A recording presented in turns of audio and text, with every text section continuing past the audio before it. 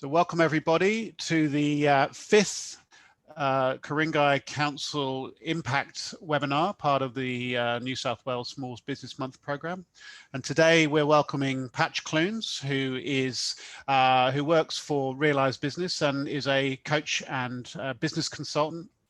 Patch is passionate about educating and empowering business owners and leaders to build successful businesses, as you see on the screen. And today she's talking about relevance and maintaining your relevance in the market, both to your clients and your other peers in your chosen industry. So it's really important to stay relevant so that you're at the front of people's minds. I'll hand over to Patch very shortly. Again, if you've got any questions, please put them in the Q&A box.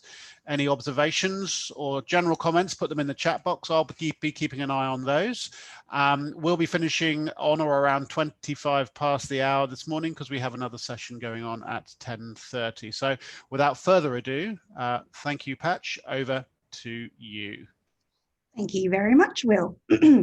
And thank you also to Ku-ring-gai Council for this opportunity and all of you that are able to give your time this morning. So I've been given the topic of 2 ways to stay relevant. I guess this environment right now is really challenging to stay relevant because it's been moving so quickly. So my approach is more about really having a solid foundation. So the first one I'd like to talk about is keeping it simple. In small business, you all can appreciate that you have so many things going on, so many things to actually be across. And I want to help give you an understanding of segmenting them into 6 key components so that you can really simplify looking at your business and then focusing on those areas to strengthen. So the very first one I'd like to talk about is looking at, I use a model called EOS model, Entrepreneurial Operating System. And we look at your business as the center and the 6 key components. The first one I want to share with you is the vision. So vision is really simply about really creating a clear picture of where you're wanting to go, right? So this is looking at your long-term and then also your midterm goals or the vision there.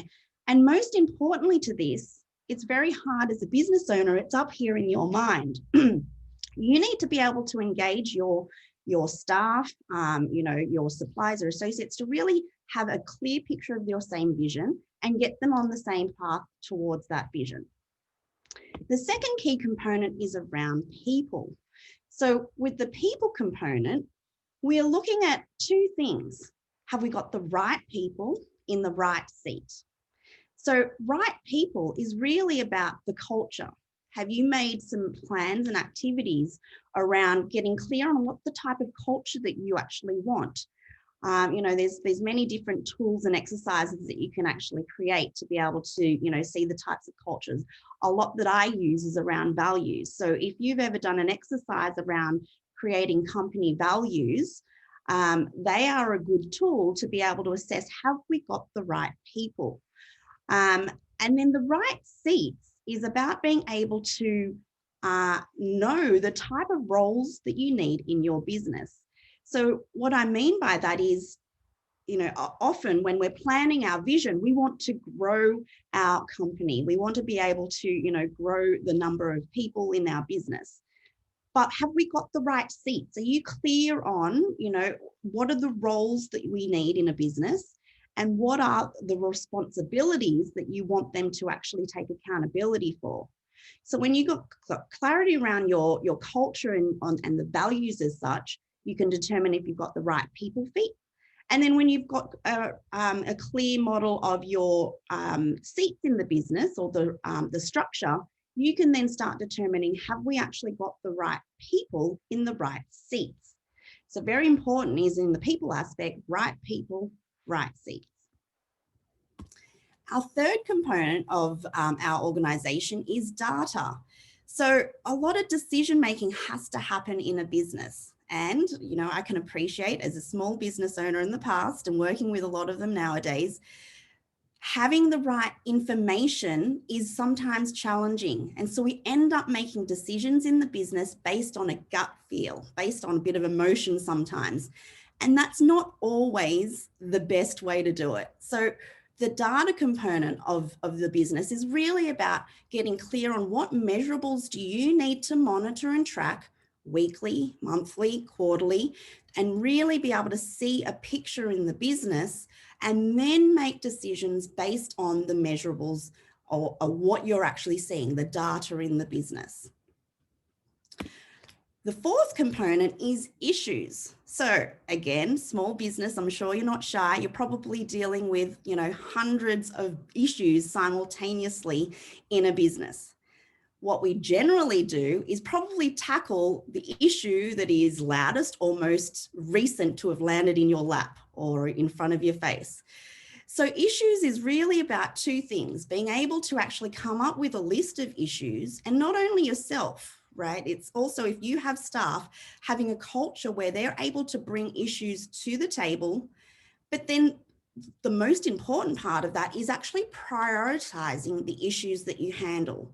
So not because it's loudest or not because it's the top of the list, having a clear list of your issues and then determining, okay, let's have a dedicated time. It's an hour each week that we want to handle these issues. What are the top 3 that we really need to nail that will keep us really organized and handling the right priorities in the business at a time?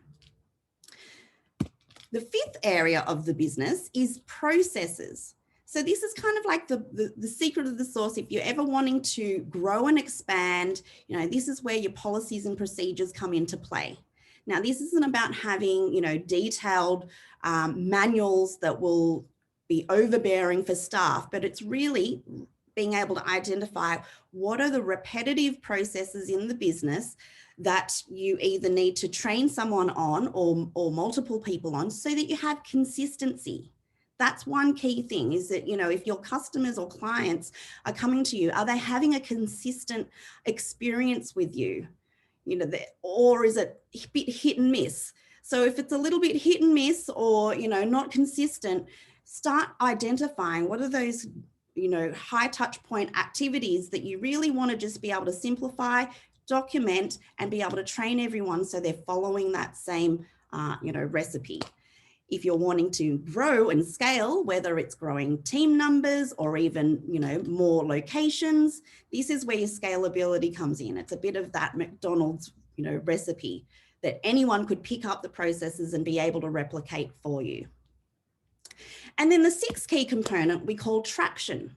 So traction is it's the opposite side of vision. Traction is about being able to get the vision, which remember is your longer term vision and planning, down to the ground. Traction is about bringing it down to the ground. So what disciplines and accountability do you need to have in place day to day, week to week, so that people in the organization are actually held accountable and helping you achieve that vision? So there's a lot more into this whole model, diving into deeply into each segment, but very simply, if you are able to look at your business in each of these 6 areas or 6 ways, pieces of the pie, and look at strengthening all of those areas, you will get to a point of being able to have a strong foundation. The second part I wanted to focus on today is drilling down into one of those components. Like I said, I could spend all day talking about all of the components, but the second way that I want to help you, I guess, with relevancy is looking at the vision. So when I look at the vision, I have a tool that helps you be able to actually strategize and come up with a clear vision that you're able to communicate quite easily to your team members, to your suppliers, people who are going to help you reach that vision. So in this vision component, it's about answering 8 key questions, which I'm going to take you through in what I call a vision traction organizer. So this is about being able to have almost like a business plan on a page. The 8 questions relate to the 8 segments that I'm going to take you through, very briefly in the time we have remaining, but answering the 8 questions in these 8 sections. So on the first page here is the vision. This is all the higher level, big picture items that are important to know that we've got the right foundations in the business. And then the second page we call traction, where it starts getting more granular and, getting that traction activity and execution happening in the business. So question number one, I touched on this in terms of the people component, but the core values. If you haven't gone through an exercise yet of coming up with your company core values, this is the exercise or the point that I would take my clients on when looking at the vision component. Now, core values here isn't about a marketing spiel of, what's our values that we want to be able to aspire to that sounds good to our clients. This is actually an internal piece that is really looking at what are the core values or what do we want as the heart of the culture and the people in the business. How do we expect them to behave or want to replicate so that if you think about, often the way that I would get people to start thinking about their core values is you've probably got one or two gun people in your business that really innately live and breathe the type of core values, or you are yourself as a founder or business owner. You've got the values inside of you. So if you were able to elicit or grab those handful of core values from your 1, 2, 3 people in the business and then multiply that by 100 people, you would have almost an army of people who are like rocking in your core values. When you end up having a business or culture and team that have the same core values, it's that like attract likes. You end up having that really special culture where, people love being there or they like the people that they work with. So question number one is around values. So we need to discover them, define them, and then live and breathe those values. The second question is the core focus. So core focus is about really defining that sweet spot that you play in the marketplace. So part A of that is really defining that purpose, cause, or passion of your business. So why have you created this business? What's the mission or the passion that you have in your industry, or even in, some people have brand purposes and passion for the whole, world. It's as big and small as you want to make it.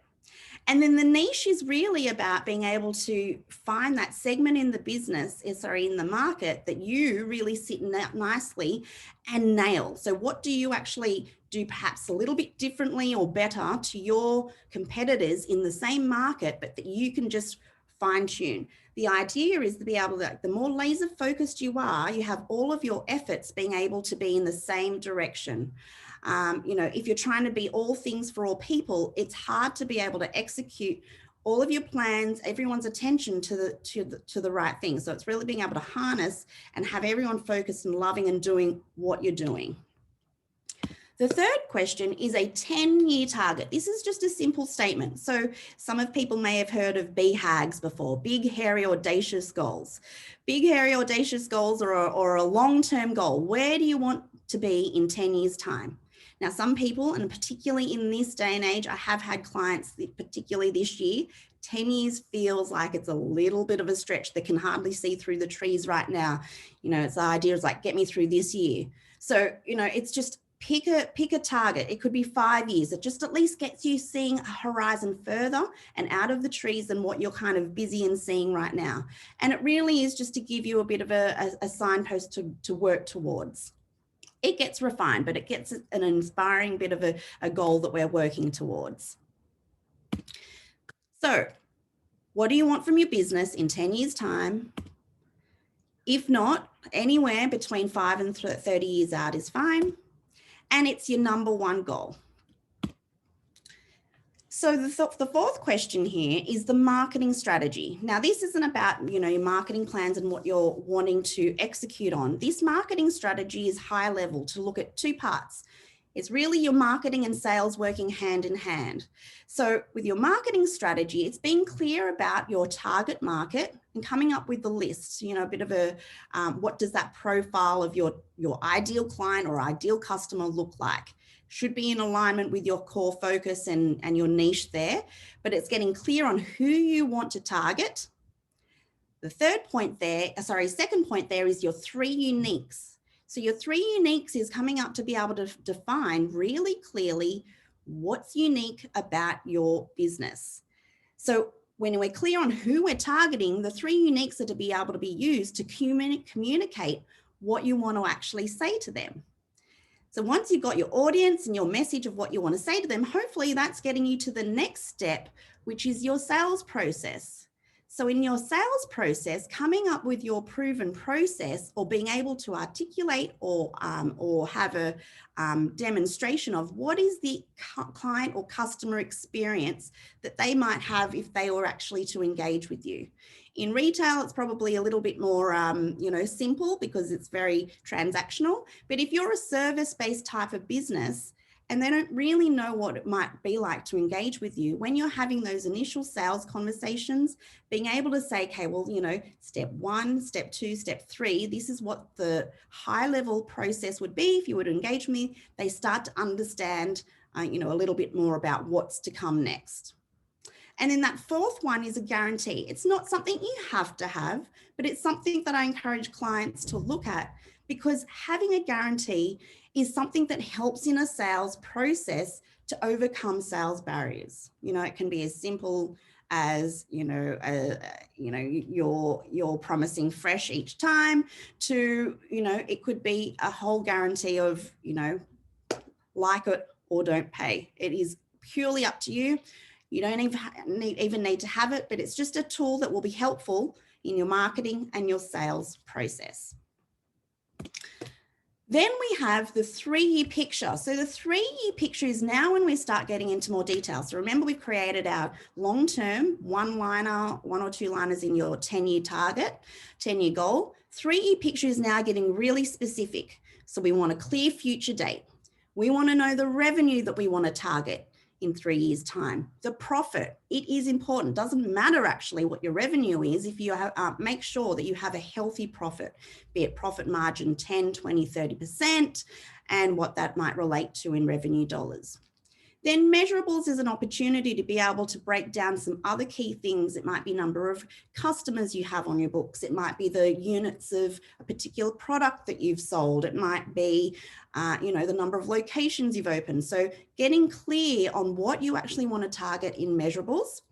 And then what does it look like is some dot points of painting a picture.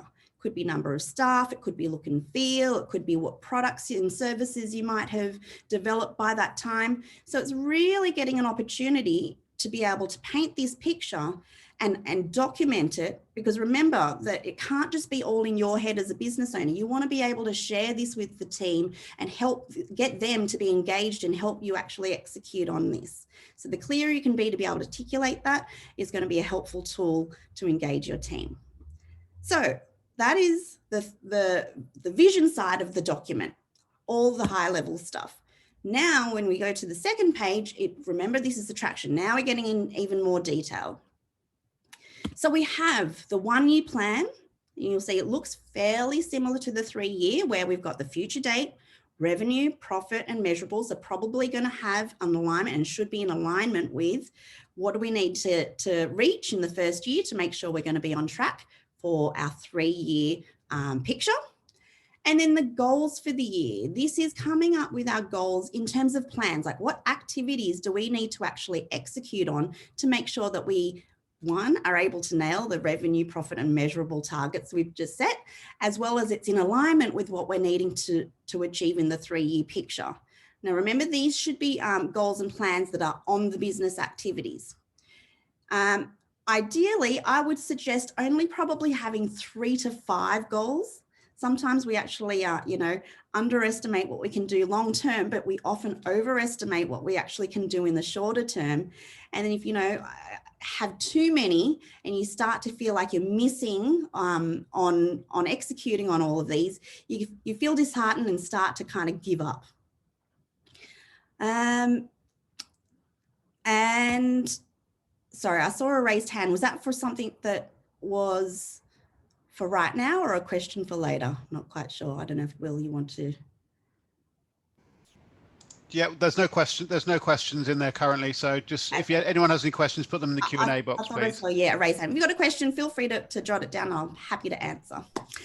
Then we have the rocks. So rocks is about, I don't know if anyone's sort of seen that principle of if you had a big jar, and often what we do is fill it up with all the small stuff first, like the sand and the pebbles. And then when we get to, almost filling the jar, we kind of realize we've got these rocks that won't fit in.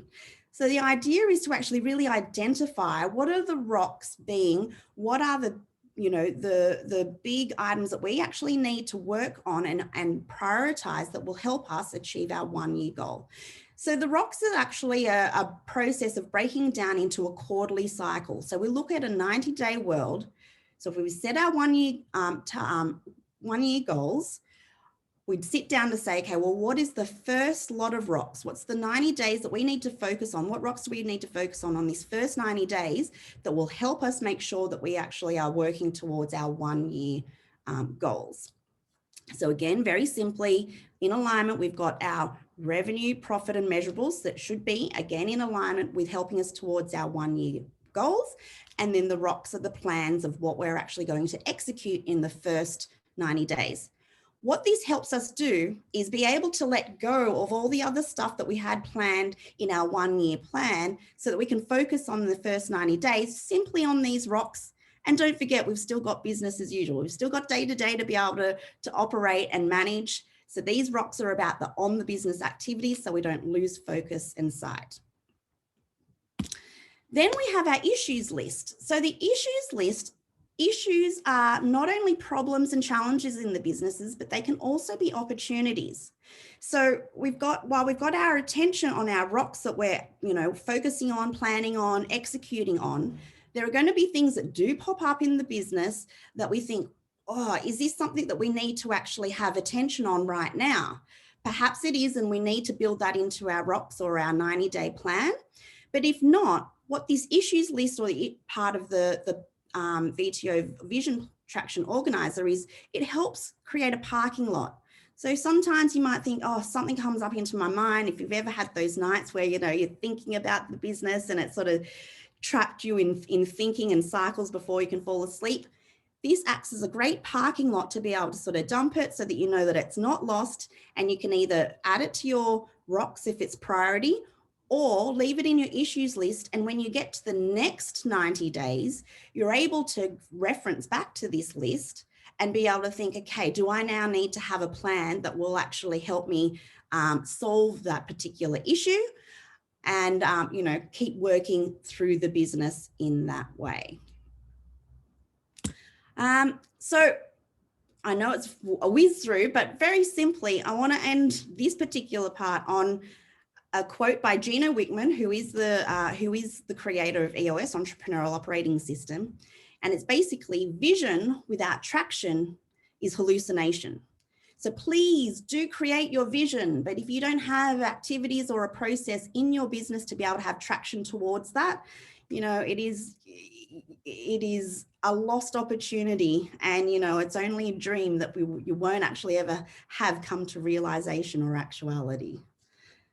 So that is my segment. Any questions or any comments from anyone that they'd like to share? Happy to answer from this point. Thank you so much, Patch, for that. A lot of information. I think I know. almost dry my hair on the energy. It's a lot of really good stuff there. So any questions, please, everybody? If you can just whack those in the Q&A box, or any observations. If you can just quickly put those in the box. Now, I did, when you mentioned the rocks, that's a really, really good thing to have a look at. Go look it up on YouTube. It's really good for time management and prioritization. That's from the 7 Habits of Highly Effective People. I think that was, what's the guy who did that? Covey. Yeah, Stephen Covey. Yeah, so that's really worthwhile having a look at. So if you got nothing else from today, do look at that, because that's a really good way to think about how you should prioritize your time and your energy. So so no questions coming, anyone? Any questions? Oh, what? This was excellent. Exactly what I needed. I missed the first couple of minutes. Cool. Yes, it will be available to view later. I've recorded it. So yes, I will share those in the near future. So any other questions before I wrap up the meeting? Nothing coming through. Okay, Patch, thank you so much for that. There's a lot of information there. We got, so there's just a final slide there regarding Realize Business, so please have a look at that. I will be sharing further information later after this session. So thank you very much again, Patch. Thanks for coming, everybody. And if all you're the coming, best, everyone. thanks so much, Patch. And if we may be seeing some of you in the next session. So thank you all for coming. Thank you.